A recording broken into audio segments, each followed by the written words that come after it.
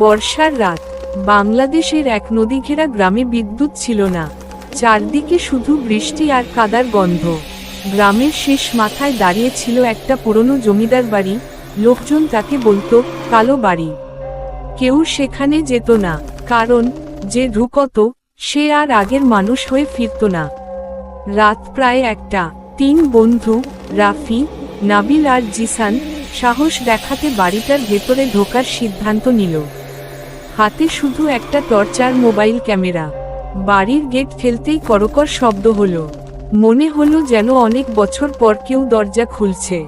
ভেতরে ঢুকেই তারা বুঝল বাতাস অস্বাভাবিক ঠান্ডা। দেয়ালে পুরনো ছবি, সব ছবির মানুষের চোখ যেন তাদের দিকেই তাকিয়ে আছে। হঠাৎ নাবিল বলল, দোস্ত, এই ছবিটা আগে হাসছিল।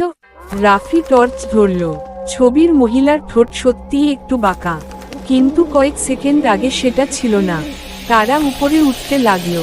সিঁড়ির প্রতিটা ধাপে ধুলোর উপর ছোট ছোট পায়ের ছাপ, শিশুর পায়ের ছাপ। কিন্তু আশ্চর্যের বিষয়, ছাপগুলো শুধু উপরে গেছে, নিচে নামেনি কখনো। দ্বিতীয় তলার শেষ ঘর থেকে হালকা গান ভেসে আসছিল। পুরনো লরি।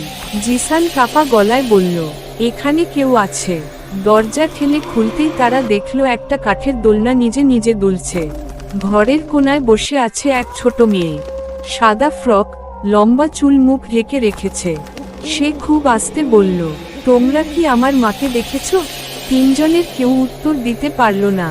মেয়েটা ধীরে ধীরে মাথা তুলল। তার চোখ নেই, শুধু কালো ফাঁকা গর্ত। নাবিল চিৎকার করে দৌড় দিল। বাকিরাও পিছনে ছুটল, কিন্তু সিঁড়ি খুঁজে পেল না। যে করিডোর দিয়ে তারা এসেছিল সেটা যেন বদলে গেছে। চারদিকে শুধু দরজা, আর প্রতিটা দরজার ভেতর থেকে ফিসফিস শব্দ। থেকে যাও, থেকে যাও। রাফির মোবাইল হঠাৎ নিজে নিজে ভিডিও রেকর্ড করতে শুরু করলো। স্ক্রিনে দেখা গেল তারা 3 জন দাঁড়িয়ে আছে, কিন্তু ভিডিওতে আরও একজন ছিল। সেই ছোট মেয়েটা, সে দাঁড়িয়ে ছিল ঠিক রাফির পিছনে। হঠাৎ টর্চ নিভে গেল, পুরো অন্ধকার। তারপর খুব কাছে থেকে একটা গলা শোনা গেল, আমার মা এখন তোমাদের সাথে থাকবে। তারপর কিছু একটা সিঁড়ি বেয়ে গড়িয়ে পড়ল। পরদিন সকালে গ্রামের লোকজন বাড়ির সামনে রাফিকে অচেতন অবস্থায় খুঁজে পায়। নাবিল আর জিসানকে আর কখনো পাওয়া যায়নি। রাফি শুধু একটা কথাই বারবার বলছিল, ওর চোখ ছিল না, কিন্তু ও সব দেখত।